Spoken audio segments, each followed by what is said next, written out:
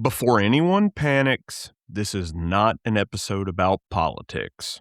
Relax, unclench, and put that keyboard down. This is just an episode about cults, which, statistically speaking, you probably already think you're immune to, because that's always how it works. Nobody ever wakes up one day and goes, "Man, I think I'm going to join a cult today." No one's like, "Yeah, I don't know, Karen, the robes are just calling my name." No. People think cults kind of look like a compound, a weird dude with 12 wives, someone named Brother Skyfire, and a mandatory juice situation. That's the Netflix version of a cult. That's Cults, the Halloween costume. But real cults? Hoo-hoo, buddy. Real cults wear jeans. Real cults have merchandise. Real cults have slogans short enough to fit on a bumper sticker and vague enough that no one can ever argue with them. And the wildest part? If you're listening to this thinking, "Yeah, okay, but I'd never fall for that shit," congratulations. That's step one. Because the most successful cults don't recruit stupid people. They recruit confidently uneducated people, which is way more dangerous. And before anyone gets mad, relax. This isn't about intelligence. This is about being real loud about things you've never once Googled, which, statistically, describes at least one person at every family barbecue.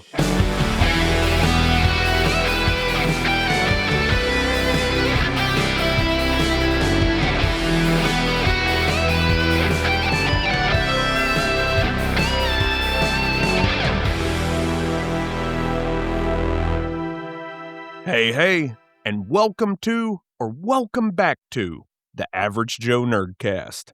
I'm Nate, your resident Average Joe, professional overthinker, and today's designated adult supervision. And this is CTRL ALT DELUSION, the part of the podcast where we step away from nostalgia, poke at ideas that feel very certain, and ask an extremely dangerous question. What if this thing that some people accept is actually complete nonsense? Now, just a quick heads up. These episodes are not about dunking on people. I'm not here to call anyone dumb. I'm not here to score any kind of points.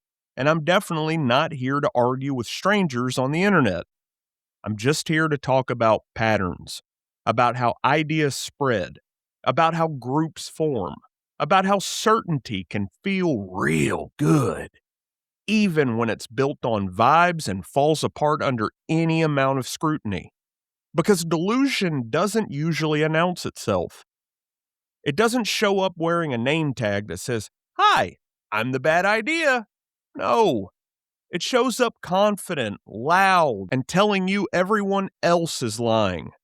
And today, we're going to talk about one of the most misunderstood and honestly fascinating human phenomena there is. Cults. And not the Netflix kind, not the robes and compounds kind, the modern kind. So take a deep breath, loosen your grip on whatever belief you came in holding real tight. This isn't an attack, it's just a mirror. Let's get into it. Before we can even talk about what cults actually are, we kinda gotta talk about what people think cults are. Because the mental image matters. When you say the word cult, most people immediately picture the same three things. A compound in the middle of nowhere. A charismatic dude with way too much confidence and way too much hair for someone who doesn't believe in vanity. And some sort of beverage situation that should have been questioned earlier in the day. That's the default image. And look, I totally get it. That version of a cult is comforting, because it's obviously completely ridiculous. It lets us laugh and go, "Well, yeah, those people were crazy, but I'd never fall for that," which is convenient, because it lets us file cults neatly into the mental cabinet labeled things that only happen to other people. You know, the same cabinet where we put pyramid schemes, obvious scams, and emails from Nigerian princes who somehow still don't have their funds unlocked in 2026. We assume cults only work on people who are desperate, isolated, or just really bad at reading the room. And that assumption is doing a lot of heavy lifting. Because if cults only worked on dumb people, we'd have run out of cults a long time ago. But we haven't. In fact, we keep getting new ones. And not small ones. Really big ones. With podcasts and merchandise and hashtags, which should immediately tell you something important. Whatever cults actually are, they're not rare, and they're not stupid. Here's a part of the issue. Most of what we know about cults comes from documentaries, and documentaries love the end of the story. They rarely show you the beginning. They don't show you the first meeting, the first conversation, the first, "Hey, you seem cool, want to grab coffee and talk about this idea?" No, they show you the final form. The shaved heads, the matching outfits, the creepy chanting, which is like watching footage of a house fire and going, "Wow, can't believe they built that house directly out of flames." Nobody joins a cult that looks like a cult. That would defeat the entire purpose. Cults don't advertise like, "Hey, looking for meaning? Ready to cut off your family? We meet on Tuesdays." No one is clicking that link. Cults advertise like, "Are you tired of being lied to? Do you feel like something's wrong with the world? Do you feel like you see what others just don't?" Which, let's be honest, is a question that hits pretty hard at around 3 o'clock in the morning when you're doom scrolling on the internet. Here's the thing most people miss. Cults don't recruit people who lack confidence. They recruit people who have too much of it, paired with not enough curiosity.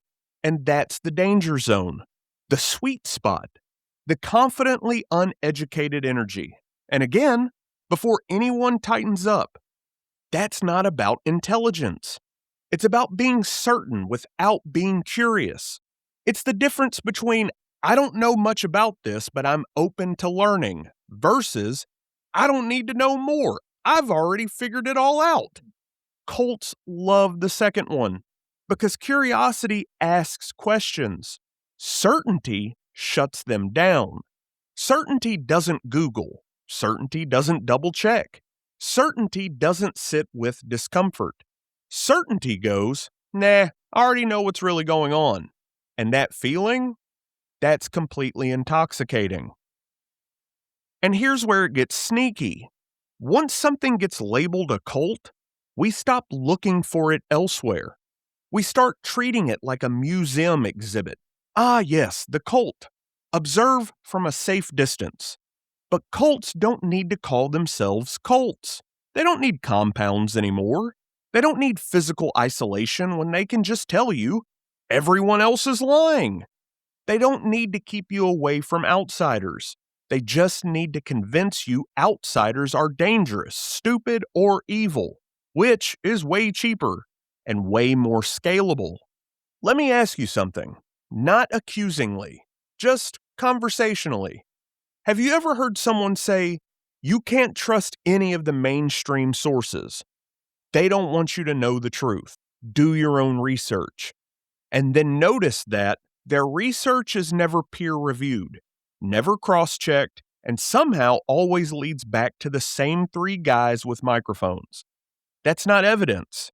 That's a pipeline. And it doesn't start with extremism. It starts with belonging. The reason we're spending so much time here before we ever get uncomfortable is because this is where most people check out. They assume cults are extreme from the jump. They assume there's a moment where someone clearly crosses a line and thinks, "Ah, yes, now I am in a cult." But real cults don't have a line. They have drift. Slow, comfortable, affirming. Almost like a warm bath that's been heating up for an hour before anyone notices the steam. And that's where we're heading to next. Because now that we've cleared away the Hollywood version, we can talk about how cults actually start. And spoiler alert, it's not with control, it's with community. And that's where things get really, really interesting. This is where most people get cults completely wrong. They think cults start with control, but they don't. You see, control is expensive. Control takes effort. Control causes resistance. Cults are kinda lazy. They don't start by telling you what to think. They start by telling you, you just belong here. And buddy, that sentence alone has carried more bad ideas across the finish line than any speech in human history. Look, we humans are social creatures. We like being a part of things. We like inside jokes. We like shared language. We like knowing we're in on something. And that's not weakness. That's just being a mammal. Cults, they understand this. So they don't open with, we're going to slowly replace your entire worldview. They open with, hey, you're not crazy for feeling that way, which feels great. Because maybe you've been frustrated or confused or feeling like things just don't make sense anymore. And suddenly someone shows up and goes, yeah, no, you are right. Something is wrong. And there's instant relief. Not because they explained anything, but because they validated the feeling. And once you validate the feeling, you can sell any explanation you want. And here's what's wild. Most cult entry points don't feel intense. They feel almost cozy. They feel like group chats, comment sections, or podcasts you listen to while doing the dishes. Nobody's chanting just yet. No one's asking you to cut anyone off. It's just us talking, us noticing patterns, us asking questions. And that's the trap, because it feels almost reasonable. You're not being radicalized. You're just learning.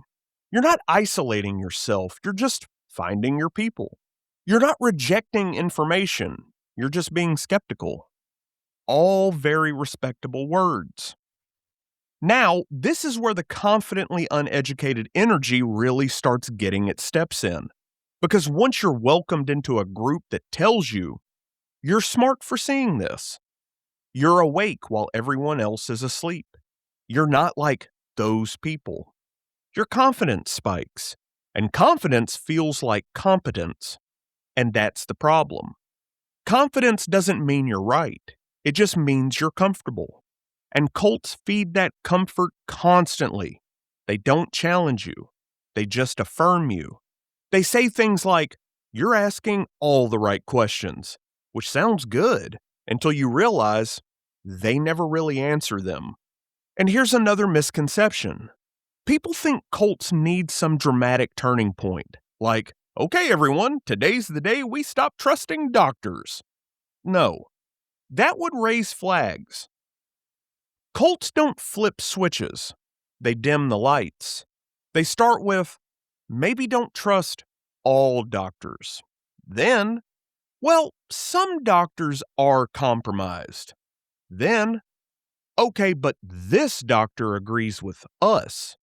Then suddenly, doctors are a part of the problem. Same outcome, zero alarms. And if you question it, they don't get mad. They get concerned.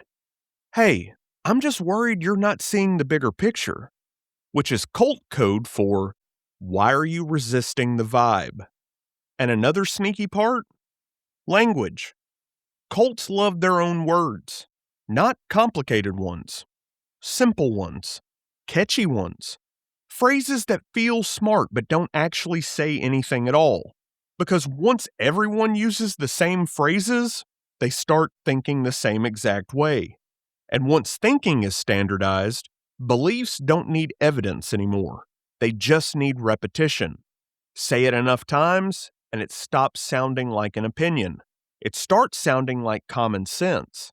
And if someone doesn't use the language, that's when they become brainwashed, asleep, a sheep, one of them, which is incredibly convenient because now you don't have to engage with their ideas. You've already sorted them. And this might be the most important part of this whole thing. Cults don't win arguments. They win feelings. They don't prove they're right. They make being inside the group feel good, safe, affirming, righteous, and they make being outside the group feel dangerous, confusing, hostile. So even when cracks begin to appear, even when things stop lining up, leaving feels worse than staying, because staying feels like home. And humans will tolerate a lot of bullshit if it means not being alone. So let me ask you something gentle. Have you ever seen someone who is constantly angry, constantly consuming content that makes them even angrier, constantly talking about how everyone else is wrong, but insists they've never felt more awake? That's not enlightenment. That's reinforcement. That's a dopamine loop dressed up as the truth. If cults started with brainwashing, they'd all fail. People would leave, but they don't, because cults start with belonging, identity, validation. Control, it comes later. Isolation comes later too, and then punishment comes later. First, they make sure you want to stay, and once you want to stay, you'll defend the group for them, which brings me to the next step. Because now that you belong, now that you feel seen, the cult doesn't need to control information. You'll do it yourself. Now, up until this point, everything we've talked about still lives in the realm of ideas. Beliefs, opinions, worldviews. Stuff you can technically change your mind about without it ruining Thanksgiving dinner.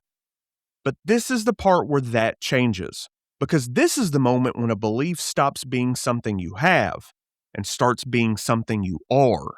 And once that shift happens, oh buddy, logic immediately clocks out and identity clocks in. There's a universal truth. The second an idea gets merchandise, it's no longer just an idea. The moment a belief can be worn, displayed, slapped on a car, or used to identify allies in public, it has crossed into identity territory. And humans love identity shortcuts. They save time. Instead of asking, what does this person believe? You can just go, got it. No conversation required, which is great unless the belief system relies on never being questioned. Then it's perfect.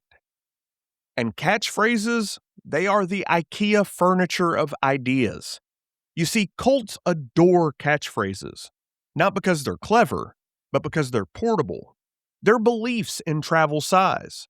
You don't have to explain anything. You don't have to defend anything. You just have to say the phrase. And if someone pushes back, then you repeat it. Because catchphrases aren't meant to persuade. They're meant to end conversations. They function almost like verbal pop-up ads. Are you sure you want to continue thinking about this? And the more vague the phrase is, the better it works. Because vagueness lets people project whatever they want onto it. That way, everyone agrees, even though no one agrees on the same thing, which is honestly impressive in a completely horrifying way. And here's where the psychology really starts to kick in. Once someone adopts an identity-based belief, challenging that belief no longer feels like a disagreement. It feels like an attack. Not, hey, I think that idea is wrong, but I think you are wrong. And humans will defend themselves way harder than they'll defend an opinion they picked up last Tuesday. That's why facts stop working here. You can't fact-check someone out of a belief system that's holding up their sense of self. You're not arguing evidence anymore. You're threatening their community, their certainty, their sense of being one of the good guys. So, of course, they double down. I mean, wouldn't you? This is also where the world starts getting very tidy. Messy reality gets simplified into heroes and villains, patriots and traitors, awake or asleep. Nuance becomes suspicious. Questions become weakness. Anyone who doesn't immediately agree, they're clearly a part of them. And them can be the media, academia, scientists, neighbors, or even family members. Whoever's convenient that week. And the important thing is not who they are. It's that they exist. because you can't have an identity without an enemy. So let's talk about the vibe for just a second, because this is crucial. Being part of an identity-driven group feels amazing. You don't have to wonder if you're right, because you already know. You don't have to wrestle with complexity. Someone else did all of that for you. You don't have to feel uncertain. Uncertainty is for, well, other people. And certainty feels like moral clarity, even when it's built on absolutely nothing. Especially when it's built on absolutely nothing. And this is where confidently uneducated energy goes full-on Super Saiyan. Because confidence creates the illusion of understanding. Someone who speaks with total certainty sounds informed, even if they're wrong about, well, literally everything. Meanwhile, someone who actually knows what they're talking about, they hedge, they caveat, they say things like, well, it's complicated, which, in an identity-based system, sounds weak because cults don't reward accuracy. They reward alignment. Say all the right things, use all the right phrases, and signal the right identity, and you're good. But this is usually where the damage starts showing up in real life. Because once identity is locked in, family disagreements turn into moral battles. Friendships get strained. People start cutting others off for their own good. Not because the cult told them to, but because the identity demands it. And here's the wild part. They'll tell you they've never felt more free, which is concerning. Because freedom usually doesn't require everyone around you to be in the wrong. So if at any point in your life you've ever thought, I don't need to hear what they think, or anyone who disagrees with me is just ignorant, or they're all brainwashed, congrats. You brushed up against identity thinking. And I mean, most of us have. The difference is whether we back away from it or build a house there. Because once belief becomes identity, the cult no longer needs enforcement. The members do it themselves. They police the language, they shame dissent, they reinforce norms, all while insisting they are independent thinkers, which is adorable and terrifying. Because at this stage, facts don't bounce off anymore. They don't even get close.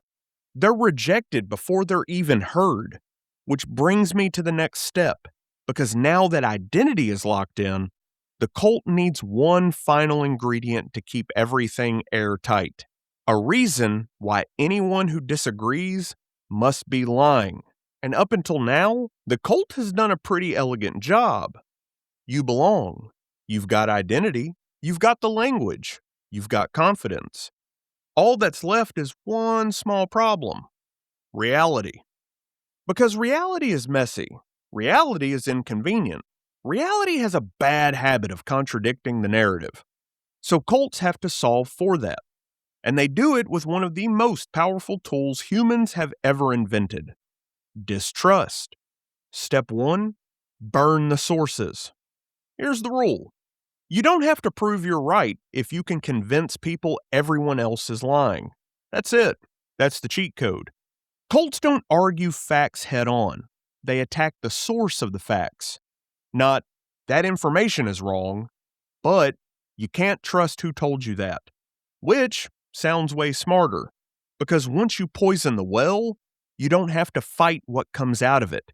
Everything becomes suspect by default. The media, corrupt. Academia, compromised. Experts, bought and paid for. Anyone with credentials, clearly a part of the system. Meanwhile, the guy live streaming from his truck, pure truth, unfiltered, definitely has nothing to gain here. Now, this part is important. Cults love the aesthetic of skepticism. They don't say, believe us blindly. They say, question everything, which sounds smart, except they don't mean literally everything. They just mean question outsiders, question institutions, question data, but never ever question the group. That's not skepticism. That's selective disbelief, which is just faith with better branding. And here's another neat trick. When evidence shows up that contradicts the belief, the response isn't to engage with it. The response is to change the rules. Suddenly, that study doesn't count. That data was manipulated. That expert is biased. That event was staged. And if you somehow clear those hurdles, cool. Now the claim changes. Not enough evidence becomes, well, we'll never really know. Which is hilarious, because 5 minutes ago they were very sure. Certainty evaporates only when it's inconvenient. Have you ever heard, I just don't trust it? That phrase deserves its own documentary. I just don't trust it. No explanation, no alternative theory, no evidence. Just pure vibes. And vibes, well, they're undefeated. Because how do you argue with a feeling? You can't. You can present facts until you're blue in the face and the response will still be, yeah, but it just doesn't feel right. At which point you're no longer debating reality. You're debating astrology. And here's where it gets dangerous. Once trust in outside sources is gone, the cult becomes the only source of information. Not officially, not on paper, but functionally. Members start getting all their news from the same podcasts, the same social feeds, the same influencers, the same screenshots, which creates the illusion of consensus. Everyone I know agrees with this. Yeah, because you've curated your reality like a Spotify playlist. No skips, no surprises, all bangers. And one of my favorite cult behaviors is this. The more qualified someone is, the less trustworthy they become, which is not how fucking knowledge works. But in a cult mindset, knowing more means you are compromised. Studying something means you're indoctrinated. Years of expertise means you've been captured. Meanwhile, someone who learned everything last week, uncorrupted, fresh, dangerously confident. That's the confidently uneducated sweet spot. And cults, they thrive there. This is exactly why arguing with cult members feels impossible. Because arguments assume shared reality. And cults, they eliminate that. If your facts are fake, your sources are corrupt, your motives are suspect, then you're not a person with a differing opinion. You're an enemy agent. And enemies don't get listened to. They get dismissed. So if you ever catch yourself thinking, everyone who disagrees with me is lying, or anyone who questions this is part of the problem, or the only people telling the truth are the ones I already agree with, then that's not critical thinking. That's a closed loop. And closed loops don't lead to truth. They lead to radical certainty. So at this stage, the cult is self-sustaining. No leader intervention needed. No enforcement required. Reality can knock at the door all at once, but the door is locked. And here's the scariest part. The members genuinely believe they're thinking for themselves, which means the cult doesn't have to silence dissent. The dissent never makes it in. And once that happens, the final shift can begin, because now disagreement isn't just wrong, it's evil. This episode of the Average Joe Nerdcast is brought to you by Delusion Premium. Are you tired of facts getting in the way of your worldview? Wish reality would just stop? Upgrade today with Delusion Premium, the only subscription service that filters out information you don't like. With Delusion Premium, you'll enjoy headlines that confirm exactly what you already believe, studies that are definitely fake the moment they disagree with you, and a personalized algorithm that whispers, "You're not wrong, everyone else is." Plus, for a limited time, you'll get selective skepticism mode, where you question everything except the people you agree with. And if friends or family push back, no worries. Delusion Premium auto-generates responses like, "Do your own research. You just don't get it. Wake up." All without ever explaining anything. Delusion Premium, because thinking is hard and certainty feels better. Okay, now we're past the psychology, past the patterns, past the fun metaphors. This is the part where things stop being abstract and start breaking real relationships. Because at this stage, the belief system isn't just something you agree with, it's something you defend. Here's the shift that changes everything. Loyalty becomes morality. Good and bad stop being about actions, and they start being about alignment. If you're with us, you're good. If you're not, something must be wrong with you. And once morality is tied to loyalty, there's no room left for nuance. You're either righteous or you're the problem. And this is where behavior changes. Because when you believe you're on the side of truth, anything done in service of that truth feels completely justified. Anger isn't anger anymore. It's passion. Cruelty isn't cruelty. It's telling it like it is. Dehumanizing language, well, that's just being honest. And anyone who objects, well, clearly they're protecting evil, which is an incredibly convenient way to never self-reflect. And this is where it hits closest to home, because suddenly parents stop talking to kids. Siblings avoid holidays. Old friends can't be trusted anymore. Not because of what someone did, but because of what they questioned. And the justification is always the same. I'm standing on my principles. But here's the thing about principles. Real principles don't require you to burn down every relationship around you. But cults do. And at this stage, walking away doesn't just mean changing your mind. It means admitting you were wrong, losing your community, rebuilding your entire identity, and facing everyone you cut off. And that's a heavy price, man.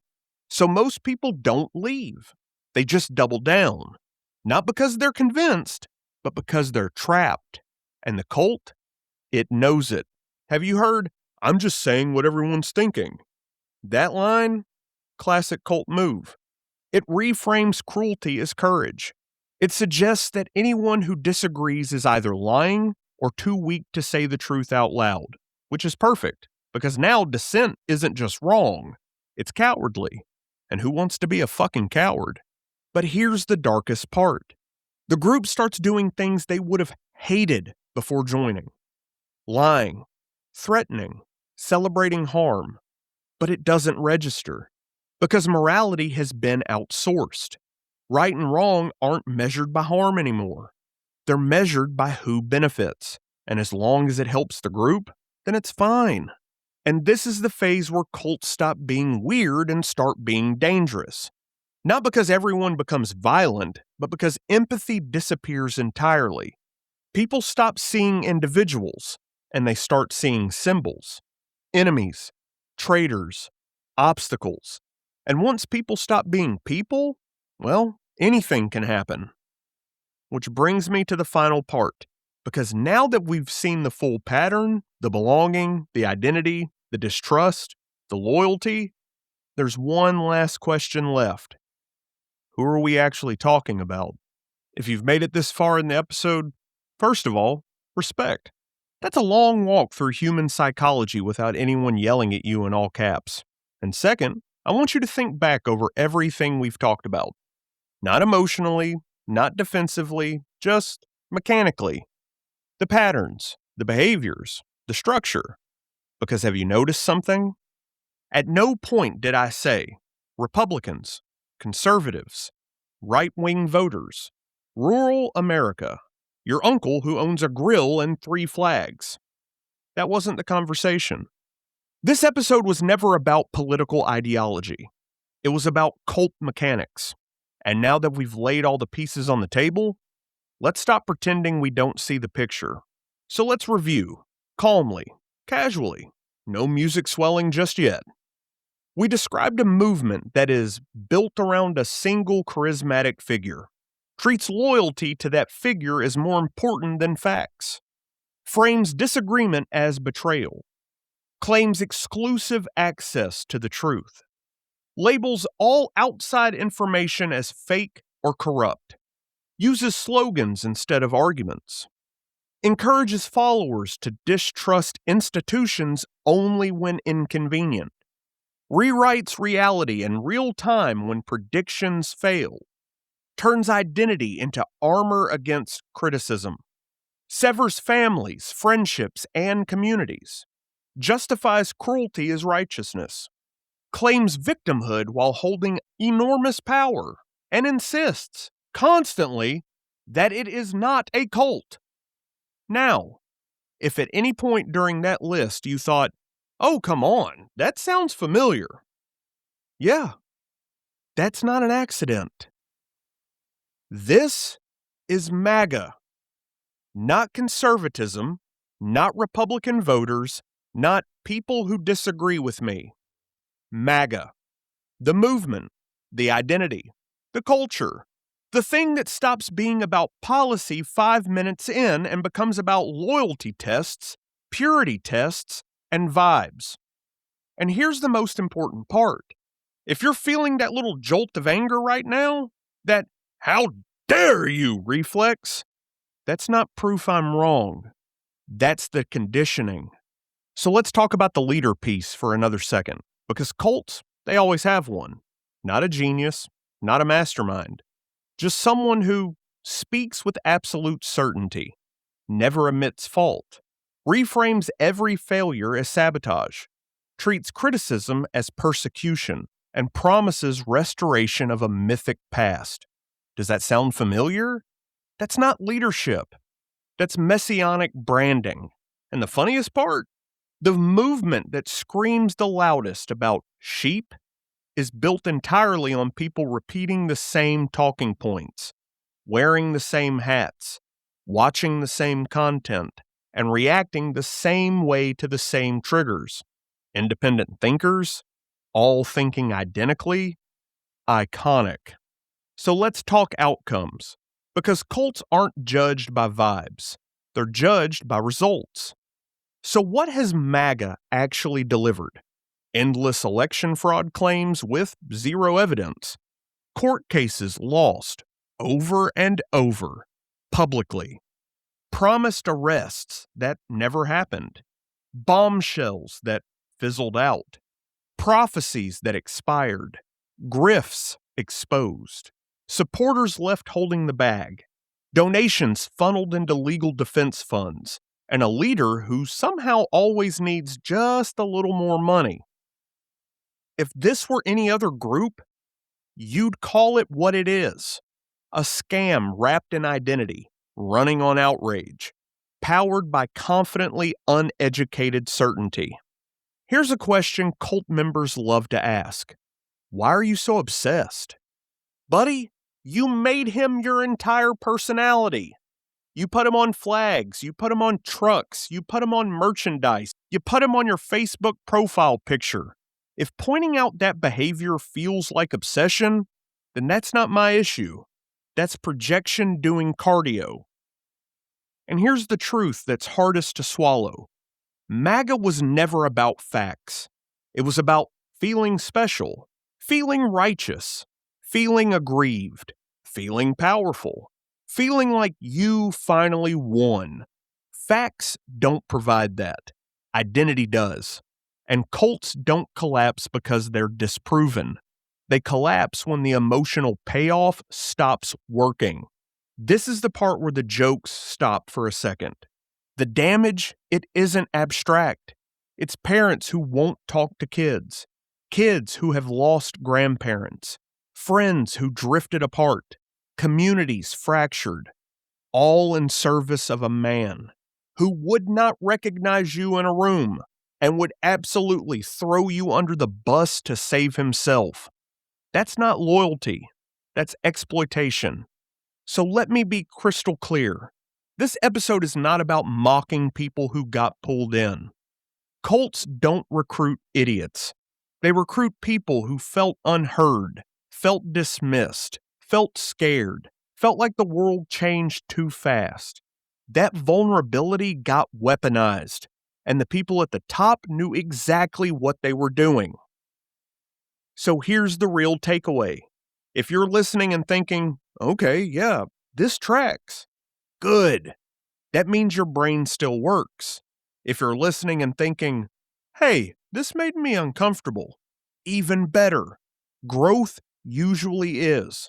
And if you're listening and thinking, this is total bullshit and Nate's lying, ask yourself honestly, did you feel that way because I got something wrong or because I described something a little too accurately? Cults don't end with Kool-Aid anymore. They end with broken trust, burned bridges, and a whole lot of people quietly wondering how they got here. If this episode helped you see the pattern, even just a little, then it did its job. Because delusion survives in silence, and cults collapse when people name them out loud. And if you made it all the way to the end of this one, seriously, thank you. Episodes like this only work because you're willing to think a little deeper than the headlines. So shout out to you for hanging in there. And shout out to everyone who's been sharing the show, leaving ratings, and sending messages saying, hey man, this helped me put words to something I've been feeling. That matters more than you know. And as always, shout out to my player 2. Thank you for grounding me, challenging me, and reminding me why empathy always comes first.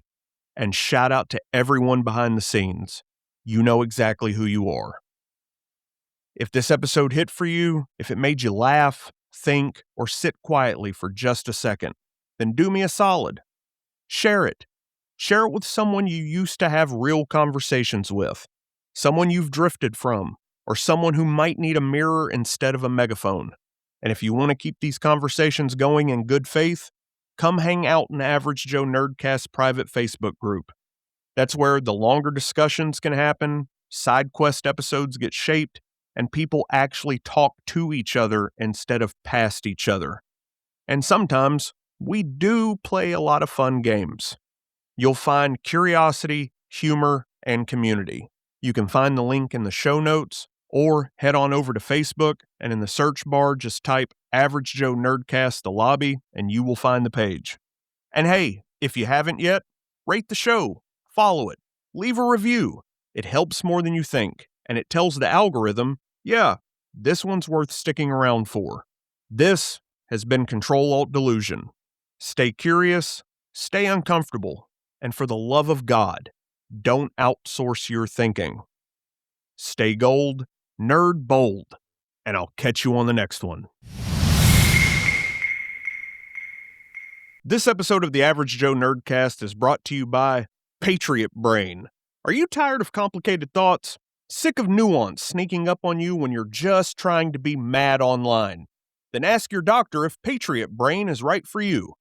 With Patriot Brain, you'll enjoy instant outrage with zero context, a strong emotional reaction to headlines you never read, and the comforting belief that you are definitely on the right side of history.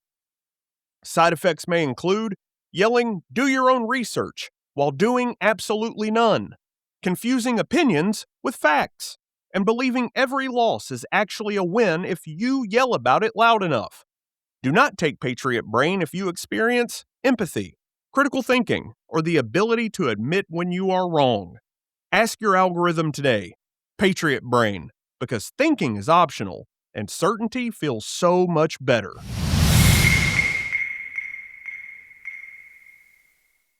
Game over.